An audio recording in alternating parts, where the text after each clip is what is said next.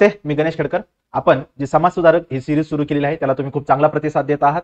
Thank you त्याच्यासाठी. आणि इथून पुढे पण लाईक, शेअर आणि सबस्क्राईब करत राहा. आता या सिरीज मधले आता आपण 19 समाज सुधारक बाबा पदमनजी यांची ओळख करून घेणार आहोत. 1831 ला त्यांचा बेळगावला जन्म झालेला आहे. 1906 ला मृत्यू झालेला आहे. त्यांचं पूर्ण नाव बाबा पदमनजी मुळे हे आपल्याला पाहता येतं. त्यांच्या वडिलांचा जवाहिरांचा दागिन्यांचा वगैरे व्यवसाय होता. ग्रँट मेडिकल कॉलेजमध्ये त्यांनी ऍडमिशन घेतलं होतं, पण ड्रॉपआउट आहे. ते पण फक्त फॅक्ट म्हणून लक्षात ठेवा.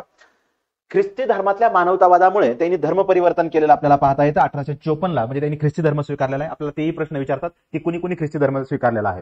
त्यांच्यावर कुठल्या वृत्तपत्रांचा प्रभाव होता? ज्ञानोदय, प्रभाकर आणि ज्ञानप्रकाश हे वृत्तपत्र आहेत. मूर्तीपूजेला त्यांनी विरोध केलेला आहे. जातीभेद नाकारलेला आहे. विधवा विवाहाला प्रोत्साहन दिलेलं आहे. हे पण लक्षात ठेवा. परमहंस सभेचे सदस्य आपल्याला ते असलेले पाहता येतात. यमुना पर्यटन हा फिक्स त्यांच्यावरचा क्वेश्चन असतो. यमुना पर्यटन या कादंबरीमध्ये काय आहे? हिंदू विधवांच्या दुःखांचं चित्रण केलेलं आपल्याला त्यांनी पाहता येते. ही कादंबरी 1857 ला लिहिलेली आहे आणि ही मराठीतली पहिली कादंबरी आहे. लक्षात ठेवा, इथं क्वेश्चन आपल्याला आहे. 1884 ला त्यांनी अरुणोदय हे त्यांचं आत्मचरित्र लिहिलेलं आहे. इथं पण क्वेश्चन आहे.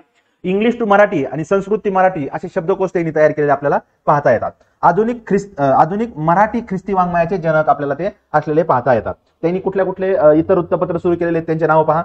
उदयप्रभा, चुकलं इथं, उदयप्रभा करा. प्रबोधय, कुटुंबमित्र, सत्यवादी आणि सत्यदीपिका हे मासिक होतं.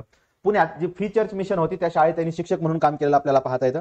महात्मा फुले यांचं जे ब्राह्मणांचं कसब हे पुस्तक आहे त्या पुस्तकाची प्रस्तावना बाबा पदमनजी यांनी लिहिलेली आपल्याला पाहता येते. अशा प्रकारे बाबा पदमनजी यांच्याविषयी परीक्षेच्या दृष्टीने आवश्यक सर्व माहिती आपण इथं कव्हर केलेली आहे. थँक्यू.